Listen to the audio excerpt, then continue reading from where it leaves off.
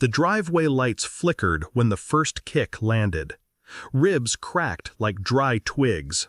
A fist split my mouth, my jaw hanging at an unnatural angle. My son's face, cold, unfamiliar, blurred above me. His friend's boots rained down with mechanical cruelty. I didn't fight back. Couldn't, not against him.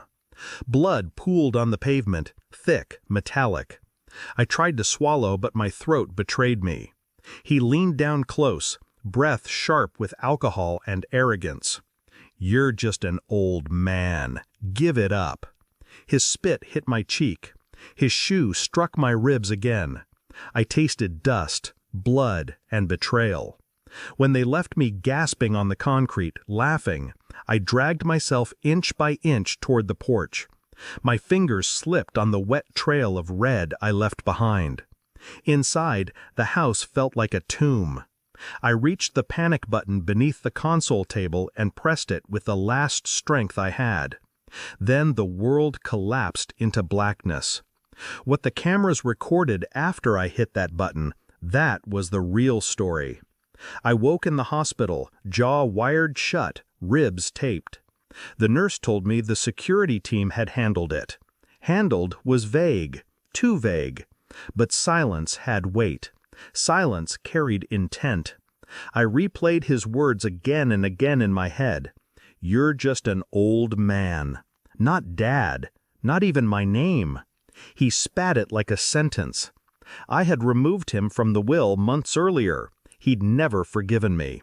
His greed had metastasized into hatred, and now I had proof of how far he'd fallen. But the betrayal wasn't just in fists and boots. It was deeper. The casual cruelty in his voice, the way his friends obeyed him like dogs, the fact that he had chosen violence instead of dignity. He thought he'd left me broken. He thought blood and bones meant defeat. He forgot who I was. I asked for the security footage the moment I could sit up. My lawyer delivered the drive in a sealed envelope, face unreadable. "Watch it alone," he said. Alone, I pressed play. The screen lit with shadows in the driveway. My son's face, smirking, alive with spite, came into view. His voice filled the speakers, cold, sharp. "He'll sign it if we scare him enough." But it wasn't fear in my chest anymore. It was clarity. The cameras didn't stop when they left me crumpled. The panic button had already alerted the company. 2 black SUVs slid silently onto the street. Men in suits, trained and precise, moved faster than shadows. His friends were dragged off first, muffled shouts disappearing into the night. My son tried to run. They pinned him against the hood of his car. Every second was recorded, his betrayal preserved in high definition. I watched it twice, 3 times. My rage cooled into something sharper, strategy. I didn't scream, I didn't weep, I planned. The hospital room smelled of antiseptic when he finally appeared, my son. Hands cuffed, escorted in by 2 officers. His bravado was gone. Sweat clung to his temples. He avoided my eyes.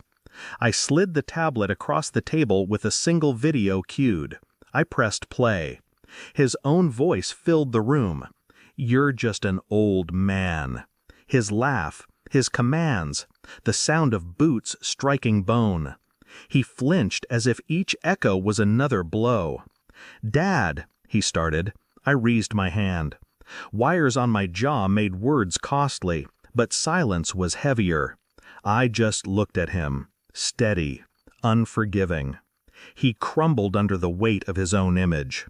At his hearing, I sat in the front row, not to forgive, not to comfort, to watch. The prosecution played the footage for the court, every kick, every word. His cruelty magnified on the screen for strangers to see. His friends turned on him instantly, their plea deals secured. He stared at me once, desperate, searching for mercy in my face. I gave him nothing, not anger, not pity, only detachment. When the verdict came, guilty on all counts, I leaned forward just enough for him to see the faint curve of my lips. Not a smile, something colder. The kind of expression that says, "You lost." The house feels quieter now. No footsteps, no laughter, no echoes of a boy who once called me father. I don't replay the good memories anymore. I let them rot, the way he chose to rot his soul with greed. I survived his fists. I survived his betrayal. The cameras never lie, and neither do broken bones. I gave him life. He tried to take mine. Now, the state owns him, and I sleep without guilt. Because the last thing my son saw in me wasn't fear, or weakness, or love. It was indifference. And indifference is colder than revenge. Thanks for watching. Don't forget to like, share, and comment. Subscribe now to Cheating Stories Insight World for more amazing stories.